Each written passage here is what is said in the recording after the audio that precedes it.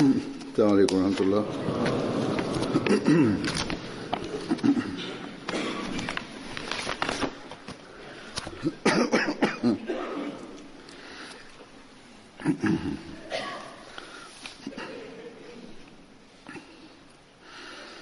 أشهد أن لا إله إلا الله وحده لا شريك له وأشهد أن محمدا عبده ورسوله أما بعد فأعوذ بالله من الشيطان الرجيم بسم الله الرحمن الرحيم الحمد لله رب العالمين الرحمن الرحيم مالك يوم الدين إياك نعبد وإياك نستعين اهدنا الصراط المستقيم صراط الذين أنعمت عليهم غير المغضوب عليهم ولا الضالين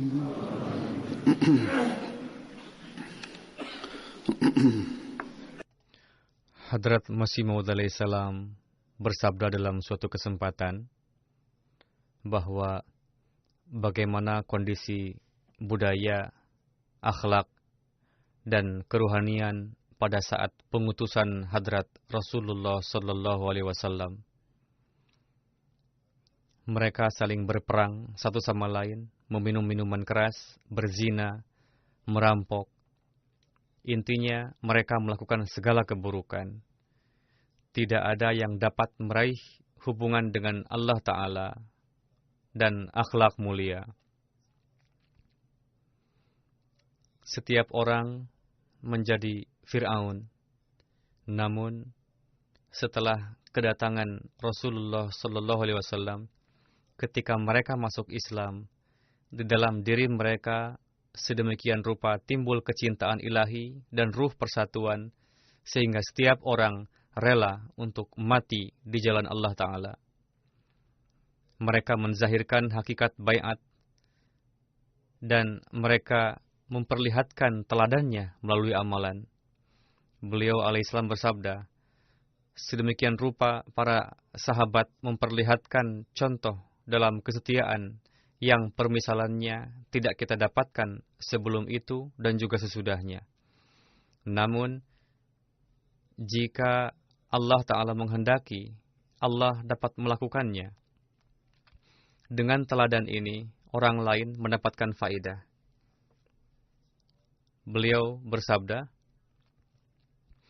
Allah Ta'ala dapat menciptakan contoh seperti itu dalam jemaat ini. Betapa indahnya firman Tuhan dalam menyanjung para sahabat radhiyallahu anhum, minal mu'minina rijalun sadaqu ma'ahadullaha alaih faminhum man qada nahbahu wa minhum may yantazir.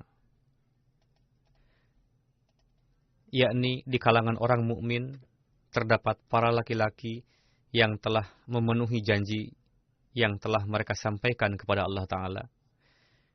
Di antara mereka ada yang telah mengorbankan jiwanya dan sebagiannya lagi siap untuk menyerahkan jiwanya. Beliau alaihissalam bersabda, dalam memuji para sahabat telah dikumpulkan ayat-ayat melalui Quran Karim, sehingga tidak ada yang lebih dalam hal contoh teladan dibanding dengan ayat-ayat tersebut, yakni berkenaan dengan para sahabat. Jadi, kebaikan, pengorbanan, dan contoh ini bagi kita merupakan teladan. Sejak beberapa waktu lalu, saya menyampaikan perihal kehidupan para sahabat di dalam rangkaian khutbah. Di antaranya perihal para sahabat yang ikut dalam perang Badar atau Badri dan beberapa yang lainnya juga. Namun saya terfikir untuk pertama-tama menyampaikan mengenai para sahabat Badri. Mereka memiliki makom yang khas. Mereka adalah wujud yang diridhoi Allah dan meraih keridhaan Allah Ta'ala yang khas.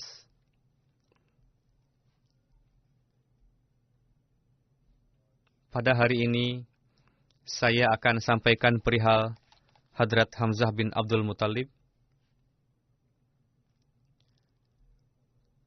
Terdapat keterangan rinci dalam sejarah dan hadis perihal bagaimana beliau masuk Islam, begitu juga kisah syahidnya beliau, dan beliau dikenal dengan gelar Sayyidus Syuhada, pemimpin para syahid, dan juga dijuluki dengan gelar Asadullah, singa Allah, dan Asadur Rasul, singanya Rasul.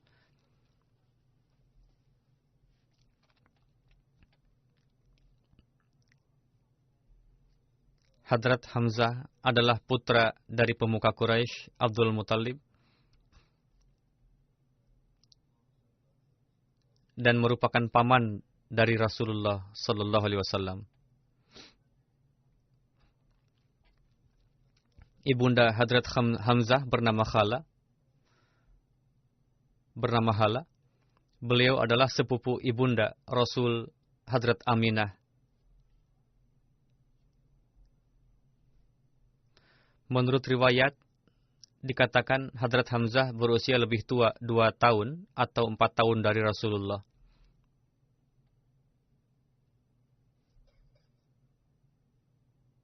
Hadrat Hamzah pun adalah saudara sepususuan Rasulullah Sallallahu Alaihi Wasallam. Seorang perempuan hamba sahaya bernama Sobiyah menyusui keduanya ketika kecil.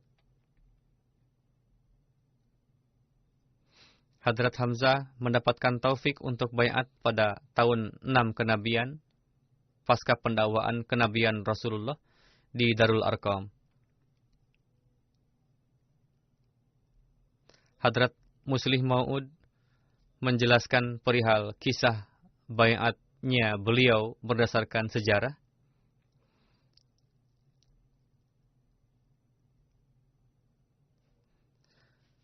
Setelah menyimak hal ini, saya akan sampaikan ringkasannya sebagian dan sebagainya lagi secara rinci. Ketika manusia membayangkan bagaimana Hadrat Hamzah baiat masuk Islam, apa penyebabnya, dan bagaimana timbul gairat beliau ketika Abu Jahal menganiaya Rasulullah,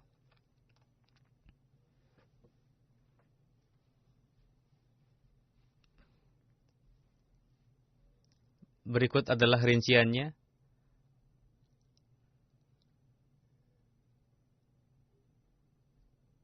Suatu hari,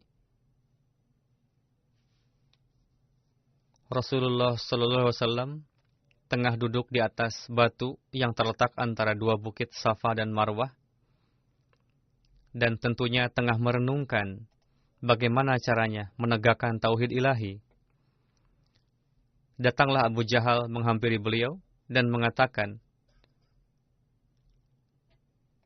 Muhammad Sallallahu Alaihi Wasallam, kamu tidak menghentikan perbuatanmu? Setelah itu, dia melontarkan cacian kotor kepada Rasulullah. Namun beliau mendengarkan caciannya dengan diam dan sabar. Tidak satu kata pun terucap dari beliau. Setelah Abu Jahal puas melontarkan cacian, lalu mendekat, dan kurang ajar itu menampar wajah Rasulullah Sallallahu Alaihi Wasallam. Namun Rasulullah tidak mengatakan apapun. Tidak jauh dari tempat di mana Rasulullah duduk terdapat rumah Hadrat Hamzah. Pada saat itu Hadrat Hamzah masih belum beriman. Hadrat Hamzah biasa pergi di pagi hari membawa senjata panah untuk berburu dan kembali di sore hari. dan biasa juga duduk di dalam majelis orang-orang Quraisy.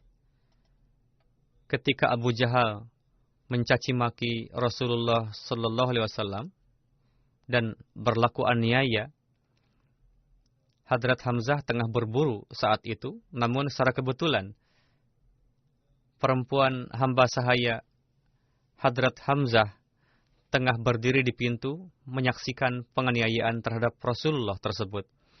Ketika Abu Jahal berkali-kali menyerang Rasulullah dan melontarkan caci makian yang banyak, dan Rasulullah mendengarkan cacian itu dengan diam dan sabar, semua pemandangan itu dilihat oleh hamba sahaya itu. Hadrat Muslim Maud menulis, memang dia seorang perempuan dan kafir, namun pada zaman itu, di mana orang-orang Mekah biasa berbuat aniaya kepada para hamba sahaya, di sisi lain, ada juga para majikan yang baik, yang biasa berlaku baik kepada hamba sahaya.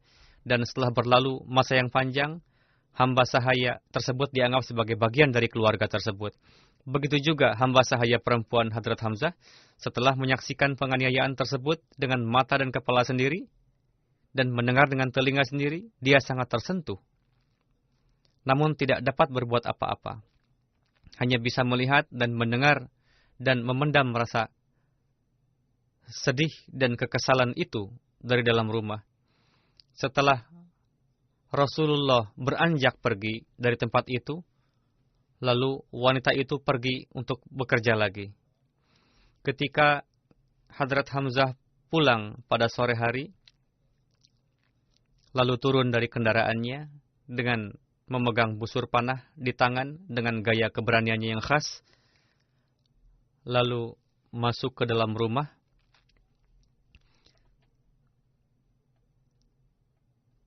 Setelah memendam rasa kesal dan emosi, hamba sahaya itu mengutarakan hal itu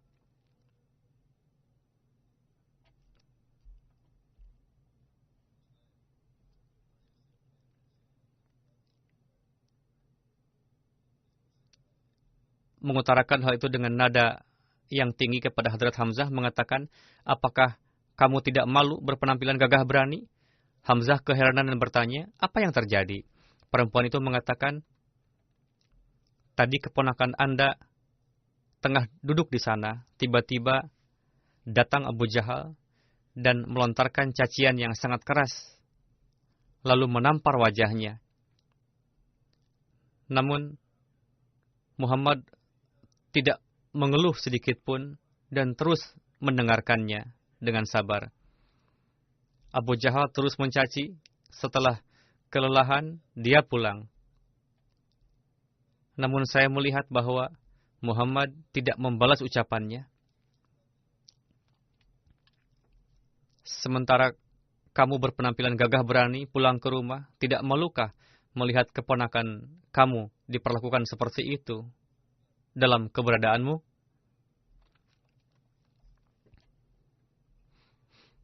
Hadrat Hamzah belum bai'at saat itu. Untuk itu, beliau termasuk ke dalam kalangan pemuka Quraisy. Dan karena itu, beliau masih belum siap untuk masuk Islam. Padahal beliau memahami bahwa hadrat Rasulullah sallallahu alaihi wasallam adalah benar. Namun Hamzah masih belum siap untuk mengorbankan kehormatan dan martabatnya demi keimanan. Namun setelah mendengarkan kisah tersebut dari hamba sahayanya, dari mata beliau mengucur darah dan muncul solidaritas kekeluargaannya. Lalu tanpa istirahat, beliau beranjak menuju Ka'bah dengan membawa perasaan emosi.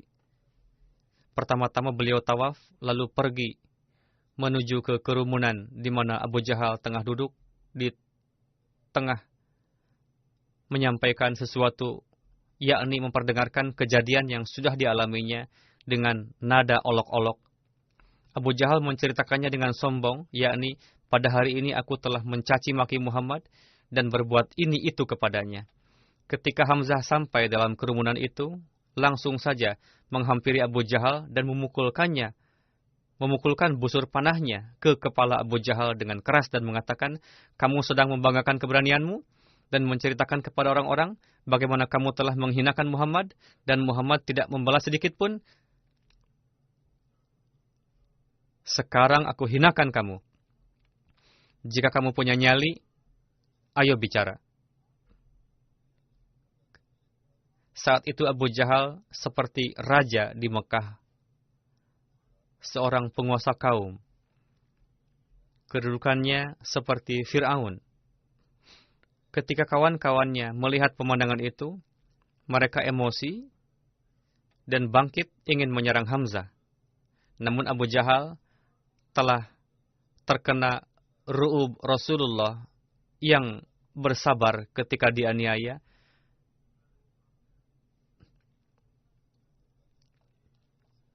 Dan juga terkena ru'ub Hadrat Hamzah. Untuk itu, dia melarang kawan-kawannya untuk menyerang Hamzah. Lalu Abu Jahal mengatakan, memang aku telah berbuat aniaya dan Hamzah benar adanya.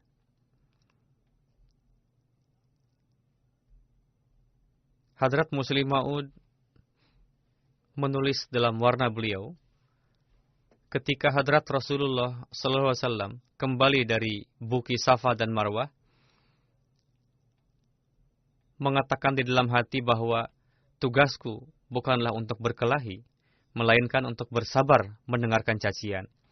Namun Allah Ta'ala mengatakan di Arash, Alaihissallahu bikafin abdahu, yakni, wahai Muhammad Sallallahu Alaihi Wasallam, memang engkau tidak siap untuk berkelahi, namun apakah kami tidak ada untuk melawan musuhmu dari pihakmu? Lalu hari itu jugalah Allah Ta'ala mengirimkan seorang pembela yang berani kepada beliau, dan dalam kerumunan itu juga di mana Abu Jahal dipukul dengan busur panah, Hamzah mengikrarkan keimanannya, lalu mengatakan kepada Abu Jahal bahwa kamu telah mencaci Muhammad hanya karena dia mengatakan mendakwakan sebagai Rasul dan malaikat turun kepadanya. Coba dengarkan dengan baik bahwa sejak hari ini aku teguh di atas agama Muhammad Sallallahu Alaihi Wasallam, dan apapun mengatakan apapun yang dikatakan oleh Muhammad Sallallahu Alaihi Wasallam. Jika kamu punya nyali, ayo lawan saya. Lalu Hamzah baiat, masuk Islam. Di dalam riwayat dikatakan bahwa pasca baiatnya Hamzah, keimanan umat muslim Mekah mendapatkan kekuatan. Bahkan seorang sejarawan barat, Sir William Muir, mengakui bahwa misi Muhammad Sallallahu Alaihi Wasallam mendapatkan kekuatan pasca baiatnya Hadrat Umar dan Hadrat Hamzah. Lalu Hadrat Hamzah hijrah dengan umat muslim lainnya ke Madinah dan tinggal di rumah Hadrat Kulsum bin Al-Hadam, dan berdasarkan satu riwayat beliau juga tinggal di rumah Hadrat Sa'ad bin Hesmah. Walhasil, pasca hijrah ke Madinah, Hadrat Rasulullah menjalinkan ikatan persaudaraan antara Hadrat Hamzah dengan Hadrat Zaid bin Harithah. Berdasarkan itulah, Hadrat Hamzah berwasiat kepada Hadrat Zaid ketika menuju peperangan Uhud. Setelah hijrah ke Madinah pun, makar orang-orang kafir belum berakhir. Mereka terus mengganggu umat muslim yang sudah memisahkan diri dari mereka. Untuk itu, umat muslim dituntut untuk selalu berhati-hati dan berjaga-jaga dari setiap gerak-gerik orang kafir. Diriwayatkan bahwa untuk berjaga-jaga dari rencana buruk kaum kufar, Nabi Karim Sallallahu Alaihi Wasallam memerlukan adanya penetapan tugas-tugas berat yang mana Hadrat Hamzah mendapatkan taufik yang besar untuk berkhidmat dalam tugas tersebut. Sebagaimana pada tanggal 2 Hijriah Rabiul Awal, Hadrat Rasulullah mengutus 30 pasukan berkendaraan unta ke arah timur di bawah komando Hadrat Hamzah. Hamzah dan para sahabat lainnya segera meluncur ke sana. Namun apa yang disaksikan, pemuka tertinggi Makkah, Abu Jahal, telah mempersiapkan satu laskar pasukan berkendara berjumlah 300 orang untuk menyambut pasukan muslim. Jadi jumlah mereka 10 kali lipat lebih banyak dibanding pasukan muslim. Namun umat muslim beranjak dari rumah untuk mengamalkan perintah Tuhan dan Rasul-Nya. Dan rasa gentar akan kematian tidak dapat membuahkan mereka mundur. Kedua belah pasukan itu saling berhadapan, saling bersiaga, dan ketika akan dimulai peperangan, datanglah pemimpin kawasan itu yang bernama Majdi bin Amru Al-Jahni, yang memiliki hubungan dengan kedua belah pihak untuk mendamaikan sehingga peperangan tidak terjadi.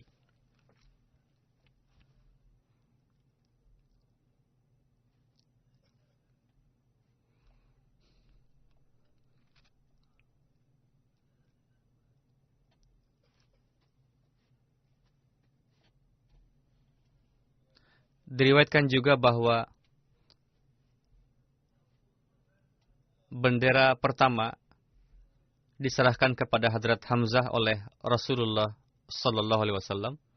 Sedangkan dalam riwayat lain juga menyatakan bahwa Hadrat Abu Ubaidah dan Hadrat Hamzah pergi bersama dalam suatu peperangan syariah sehingga meragukan. Namun pada tahun 2 Hijri, tanggal 2 Hijri, dalam peperangan Banu Qainqa, bendera Rasulullah dipegang oleh Hadrat Hamzah. Atas nasihat Hadrat Rasulullah Sallallahu Alaihi Wasallam bahwa menghargai diri sendiri dan membangun rasa percaya diri adalah baik, dan hal tersebut harus selalu diteguhkan, dan Hadrat Hamzah senantiasa mengamalkannya dan teguh di dalamnya. Sebagaimana dalam riwayat dikatakan bahwa setelah hijrah ke Madinah, seperti umat Islam yang lainnya, kondisi ekonomi Hadrat Hamzah pun tidak baik. Hadrat Abdullah bin Amr meriwayatkan bahwa suatu hari Hadrat Hamzah datang ke hadapan Hadrat Rasulullah dan menyampaikan supaya Rasulullah berkenan melimpahkan suatu pengkhidmatan supaya beliau bisa mendapatkan penghasilan uang dari itu. Atas hal itu, Hadrat Rasulullah bersabda kepada beliau, "Wahai Hamzah, apakah engkau lebih suka menegakkan dan menghidupkan harga diri atau membunuhnya?" Hadrat Hamzah menjawab, "Saya menyukai untuk menghidupkannya." Rasulullah bersabda, "Jagalah kehormatan dirimu." Lalu Rasulullah menasihatkan Hadrat Hamzah untuk menekankan pada doa-doa dan mengajarkan beberapa doa khusus, sebagaimana Hadrat Hamzah meriwayatkan bahwa Hadrat Rasulullah bersabda, "Lazimkanlah doa-doa untuk dibaca, Allahumma inni as'aluka bismikal a'zam waridwanakal akbar." Yang artinya, "Ya Allah, aku memohon kepada Engkau dengan syafaat namamu yang agung dan keridhaanmu yang maha besar." Lalu beliau senantiasa merasakan buahnya. Sebagaimana betapa besar keimanan dan keyakinan Hadrat Hamzah atas doa-doa nampak dari riwayat-riwayat.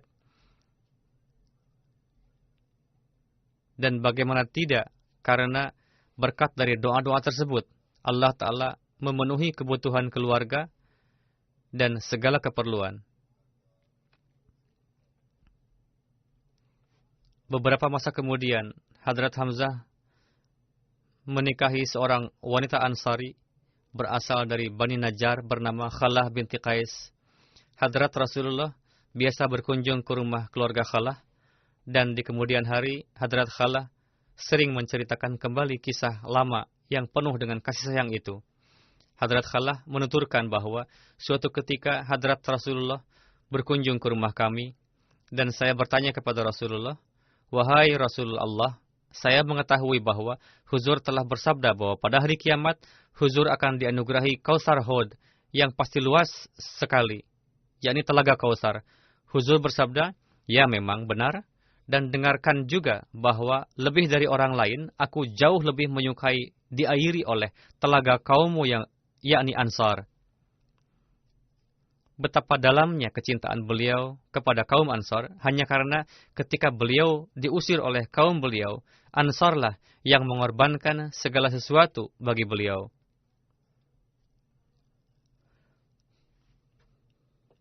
Berkenaan dengan perang Badar, kita jumpai satu riwayat lain dalam sejarah, yakni sebagaimana tanggal 2 Hijriah telah terjadi peperangan yang terkenal. Pada kesempatan peperangan tersebut, dari pihak kaum kafir, tampil Aswad bin Abdul Asad Makhzumi. Dia adalah orang yang sangat licik dan jahat. Dia berjanji untuk dapat menembus telaga kolam air Rasulullah dan meminumnya, yakni tempat yang digunakan oleh umat muslim untuk menyimpan persediaan air, atau merusaknya, atau mati di dekatnya. Orang itu tampil dengan keinginan tadi, lalu Hadrat Hamzah bin Abdul Muthalib datanglah untuk menghadangnya. Ketika saling berhadapan, lalu Hamzah menebaskan pedangnya, memotong setengah betisnya. Lalu dia terjatuh di dekat kolam penampungan air.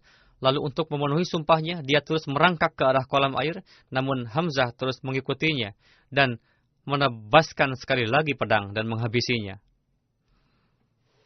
Memang dia mati di dekat kolam air, namun tidak dapat memenuhi sumpahnya untuk meminum dan merusak air itu.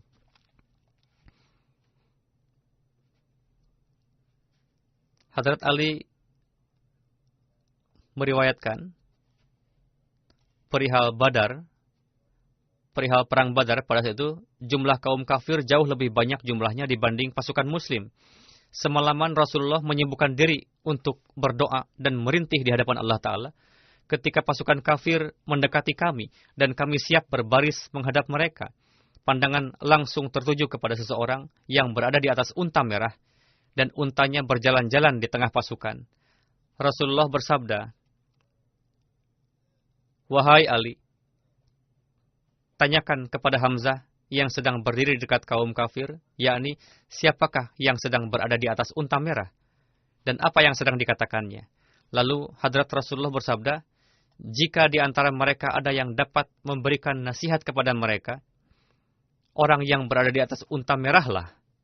Tidak lama kemudian, Hadrat Hamzah datang dan mengabarkan bahwa orang itu adalah Utbah bin Rabi'ah, yang telah melarang kaum kafir untuk berperang. Sebagai jawabannya, Abu Jahal mengatakan kepadanya, "Kamu pengecut dan tidak ada nyali untuk berperang." Dengan emosi Utbah menjawab, "Kita lihat nanti siapa yang sebetulnya pengecut." Hadrat Ali meriwayatkan, Utbah bin Rabi'ah bersama anaknya dan saudaranya yang berada di belakangnya tampil dan meneriakkan, "Siapa yang berani melawan kami?" Banyak sekali pemuda Ansar yang menjawabnya. Utbah bertanya, "Siapa kalian?" Dijawablah, "Kami kaum Ansar." Utbah mengatakan, "Kami tidak ada urusan dengan kalian. Kami hanya ingin berperang dengan anak-anak paman kami." Nabi Karim bersabda, "Wahai Hamzah, majulah. Ali, majulah. Dan Ubaidah bin Haris, majulah." Hamzah melangkah ke arah Utbah, dan Hadrat Ali mengatakan bahwa beliau melangkah ke arah Syaibah, sedangkan Ubaidah berhadapan dengan Walid, yang mana keduanya saling melukai satu sama lain. Lalu berpindah kepada Walid dan membunuhnya, lalu membawa Ubaidah keluar dari medan perang. Keduanya, yakni Hadrat Ali dan Hadrat Hamzah, telah membunuh lawannya masing-masing. Ketika Hadrat Rasulullah bersabda, "Wahai Hamzah, majulah.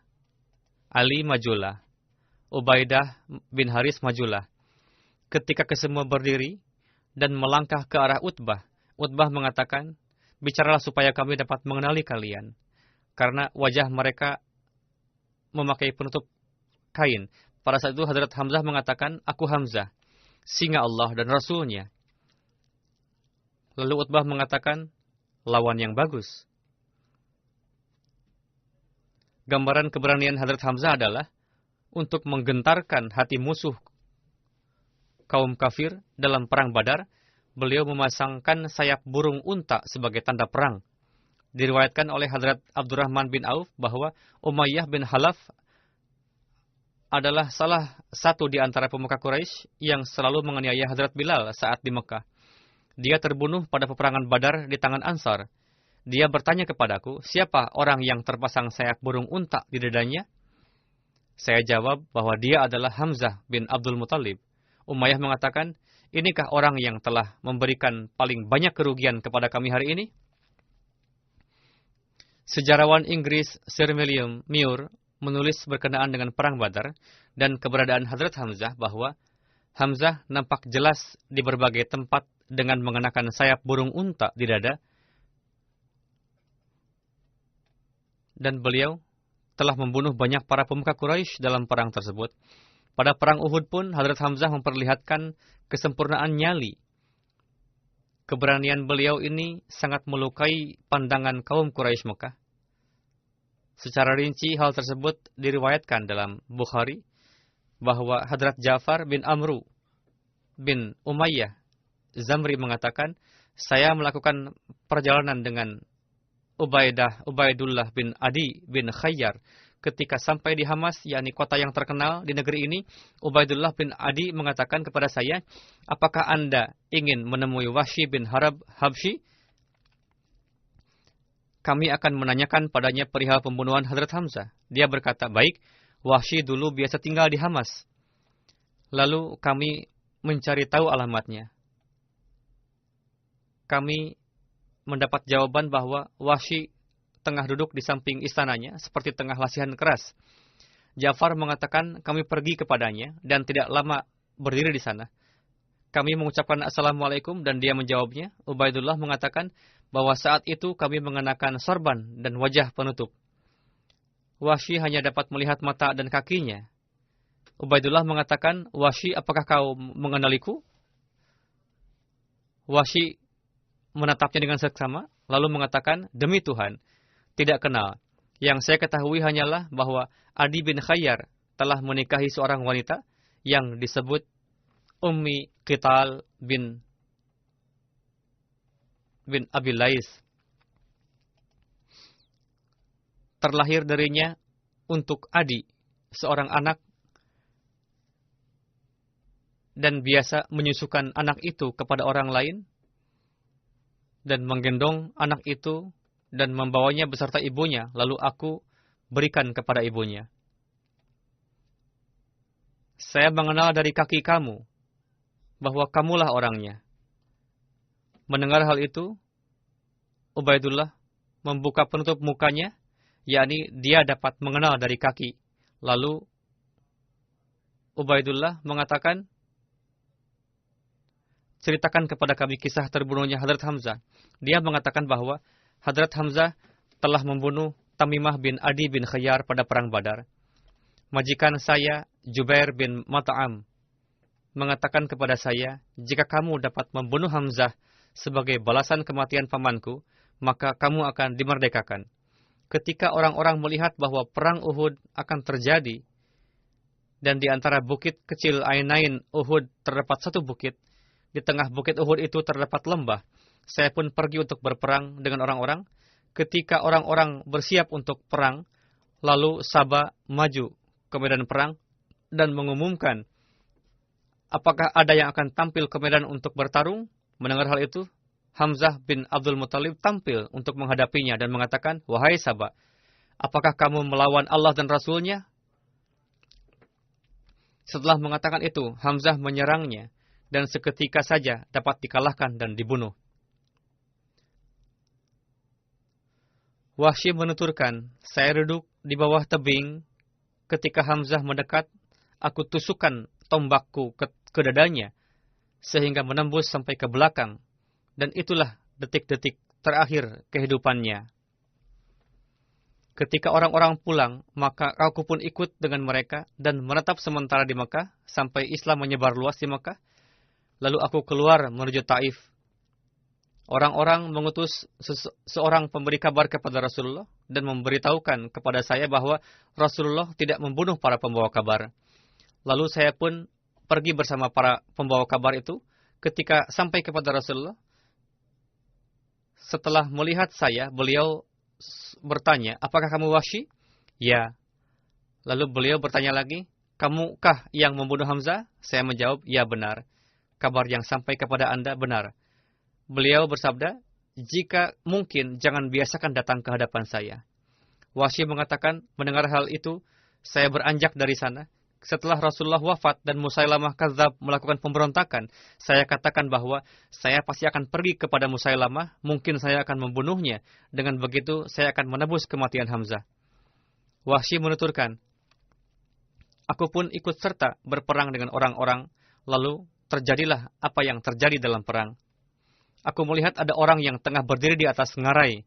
Nampaknya seperti unta yang berwarna gandum, rambut acak-acakan. Lalu aku menusukkan tombakku ke dadanya, lalu menekannya kuat pada bagian ulu hati, tembus sampai ke punggung, lalu seorang Ansari memotong lehernya. Itulah akhir hayatnya.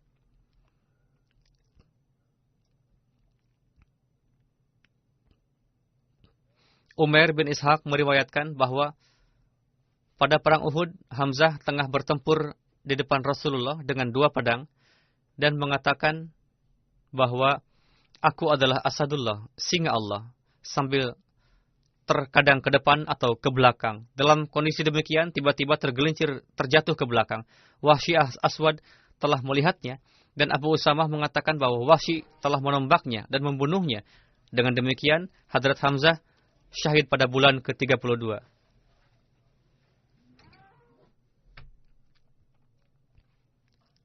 Syahid pada bulan ke-32 pasca hijrah dalam peperangan Uhud pada usia 59 tahun. Riwayatnya demikian, istri Abu Sufyan bernama Hindun datang pada perang Uhud disertai oleh laskarnya. Dia ingin membalas kematian ayahnya yang terbunuh pada peperangan Badar ketika bertarung dengan Hamzah. Dia bernazar jika mendapatkan kesempatan akan mengunyah jantung Hamzah. Ketika itu terjadi dan musibah menimpa Hadrat Hamzah, maka kaum musyrik memotong-motong anggota tubuh musuh yang terbunuh, merusak wajahnya, memotong telinga, hidung, dan lain-lain. Lalu membawa potongan jantung Hamzah dan Hindun mengunyahnya dan berusaha menelannya. Namun ketika tidak bisa ditelan, dimuntahkannya lagi. Ketika mendapatkan kabar tersebut, Rasulullah bersabda, Allah telah mengharamkan atas api untuk menyentuh bagian tubuh Hamzah walaupun sedikit. Setelah menghampiri jenazah Hadrat Hamzah, bagaimana gejolak yang dizahirkan oleh Rasulullah dan berkenaan dengan kabar suka yang Rasul berikan bagi Hamzah. Berkenaan dengan itu terdapat riwayat bahwa ketika Rasul Karim melihat jenazah Hamzah yang mana jantung beliau telah dikeluarkan dan dikunyah, dalam buku Sirat Ibnu Hisham tertulis bahwa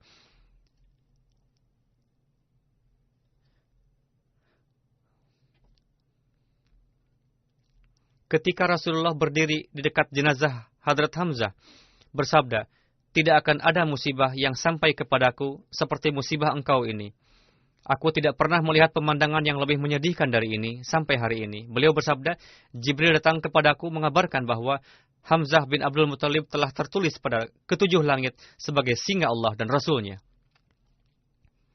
Diriwayatkan oleh Hadrat Zubair bahwa pada hari terakhir perang Uhud, nampak ada seorang wanita dari arah depan berjalan dengan cepat.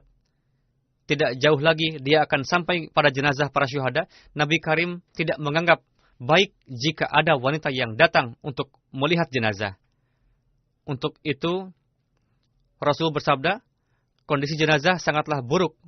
Untuk itu, larang perempuan itu. Hadrat Zubair mengatakan bahwa beliau melihat dengan seksama bahwa wanita itu adalah ibu beliau, Hadrat Safiyah radhiyallahu anha. Lalu saya pergi berlari mendekati ibu saya dan melarang beliau mendekati jenazah para syuhada. Melihat saya begitu, beliau menghentakkan dada saya dan mendorong saya. Beliau wanita yang kuat dan mengatakan, menyingkir kamu, aku tidak akan menuruti kata-katamu. Saya katakan bahwa Rasulullah lah yang memerintahkan saya untuk melarang ibu ke sana. Mendengar hal itu, beliau berhenti, lalu mengeluarkan 2 helai kain dan mengatakan, ada 2 potong kain yang aku bawa untuk saudaraku Hamzah, karena aku mendapatkan kabar syahidnya dia. Demikianlah ketaatan pada masa itu, yakni seketika mendengar bahwa Rasulullah bersabda, meskipun kondisi yang sangat berduka dan dalam kondisi diliputi gejolak emosi, namun dapat mengontrol emosinya dan berhenti seketika mendengar nama Hadrat Rasulullah. Inilah ketaatan sempurna. Lalu mengatakan bahwa aku datang membawa kain kafan untuk saudaraku karena aku telah mendengar kabar syahidnya dia, lalu meminta untuk mengafani jenazah Hamzah dengan kain tersebut. Ketika kami akan mengafani Hadrat Hamzah dengan kain tersebut, di sebelah jenazah beliau ada lagi jenazah sahabat Ansari. Jenazah beliau pun diperlakukan sama seperti kepada jenazah Hadrat Hamzah. Kami merasa malu jika memberikan 2 kain itu kepada Hadrat Hamzah, sementara di sisi lain sahabat Ansari itu tidak dapat satupun. Untuk itu kami memutuskan 1 kain akan dipasangkan pada jenazah Hadrat Hamzah, sedangkan kain yang satu lagi kepada jenazah sahabat Ansari. Setelah diperkirakan, kami mengetahui bahwa satu di antara kedua jenazah tersebut bertumbuh lebih tinggi. Lalu kami mengundi nama yang muncul untuk kain yang ditentukan akan dikuburkan dengan kain kafan tersebut. Hadrat Hamzah dikafani dengan 1 kain saja. Ketika kain ditarik untuk menutupi kepala, kedua kaki beliau nampak, begitu juga sebaliknya. Lalu Rasulullah bersabda untuk menutupi wajah beliau, sedangkan kaki beliau ditutupi dengan jerami saja. Hadrat Hamzah dikuburkan bersama dengan keponakan beliau bernama Hadrat Abdullah bin Hajaz. Pertama-tama Nabi Karim menyalatkan jenazah Hadrat Hamzah. Hadrat Abdullah bin Mas'ud meriwayatkan bahwa Rasulullah meletakkan jenazah Hadrat Hamzah di depan, lalu menyalatkannya. Jenazah seorang sahabat Ansari diletakkan di sebelahnya, dan beliau pun menyalatkannya. Lalu jenazah sahabat Ansari tadi diangkat, namun jenazah Hamzah masih dibiarkan di tempat. Sampai-sampai Hadrat Rasulullah pada hari itu menyalatkan jenazah Hamzah bersama dengan sahabat lainnya sebanyak 70 kali. Karena setiap disalatkan, jenazah Hamzah tetap berada di sana. Hadrat Abu Hurairah meriwayatkan bahwa Hadrat Hamzah selalu bersikap baik kepada kerabat-kerabat beliau dan selalu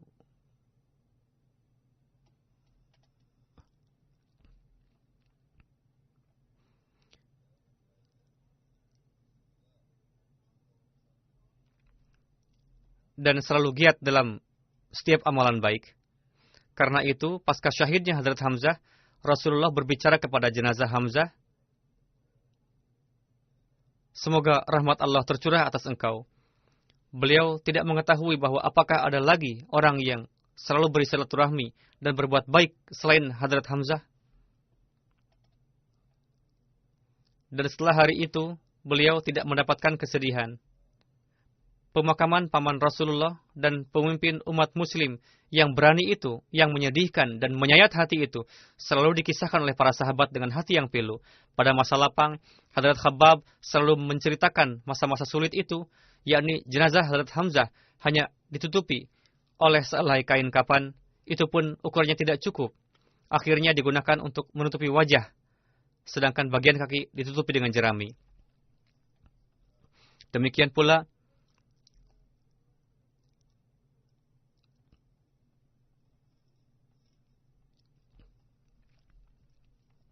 Hadrat Abdurrahman bin Auf mengalami peristiwa yang serupa. Suatu ketika tengah puasa, pada saat buka puasa dihidangkanlah makanan yang mewah, yang setelah melihatnya, beliau teringat pada masa-masa sulit. Beliau mengatakan bahwa Hamzah telah syahid, dan beliau lebih baik dari saya. Kain kafan pun tidak mencukupi untuk menutupi jenazahnya. Lalu kita mendapatkan harta duniawi. Apa yang kita dapatkan dari dunia? Kami khawatir jangan sampai karena itu ganjaran kebaikan kita tidak diberikan dengan segera, yakni tidak mendapatkannya di dunia ini. Lalu beliau menangis dan begitu menangis sehingga beliau tinggalkan hidangan.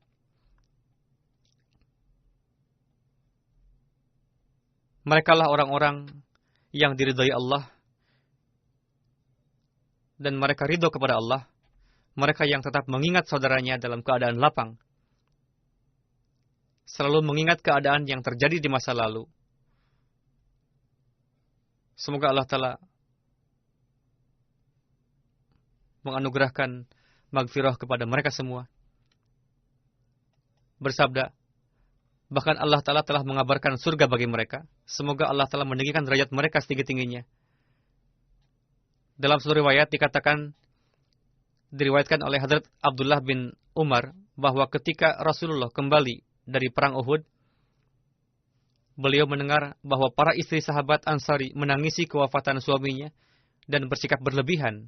Beliau bersabda, kenapa tidak ada yang menangisi Hamzah?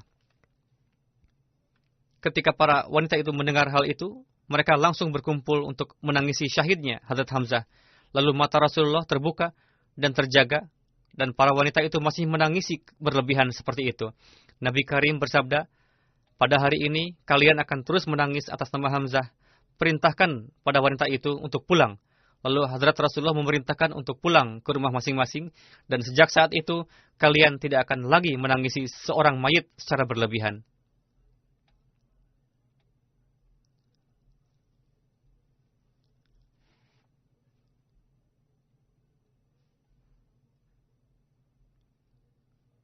Dengan demikian,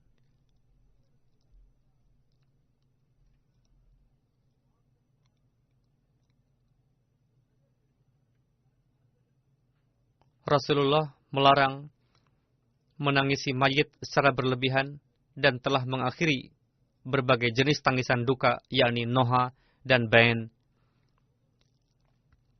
Hadrat Rasulullah telah menjaga perasaan para wanita Ansar dengan penuh bijak.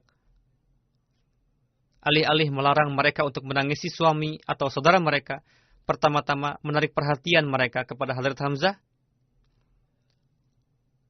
mengalihkan perhatian pada duka besar kaum yang paling menyayat hati Rasulullah. Lalu setelah melarang untuk tidak menangis berlebihan atas Hamzah, beliau sendiri memperlihatkan teladannya dan menasihatkan mereka untuk bersabar. Nasihat yang sangat berpengaruh. Berkenaan dengan kesedihan yang meliputi Rasulullah atas kepergian Hadrat Hamzah, terus meliputi beliau sampai akhir.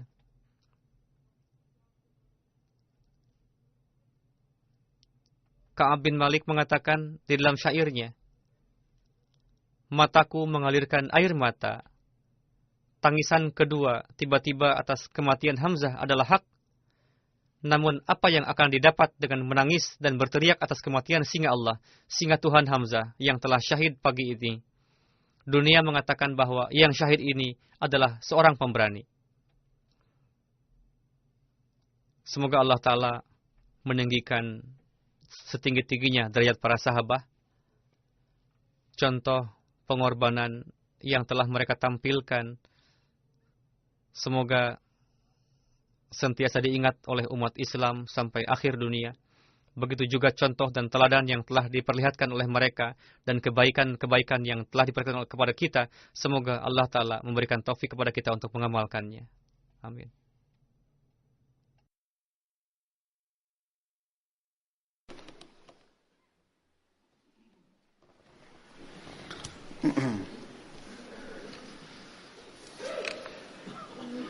Alhamdulillah nahmaduhu wa nasta'inuhu wa nastaghfiruhu wa nu'minu bihi wa natawakkalu alayhi wa na'udzu billahi min shururi anfusina wa min sayyiati a'malina.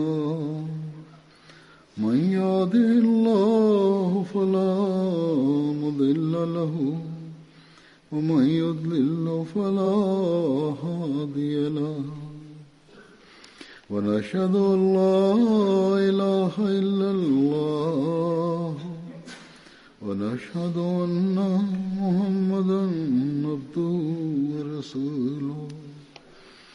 عباد الله رحمكم الله إن الله يأمر بالعدل والإحسان وإيتاء ذي القربى وينهى عن الفحشاء والمنكر والبغي يعظكم لعلكم تذكرون اذكروا الله يذكركم وادعوه يستجب لكم ولذكر الله أكبر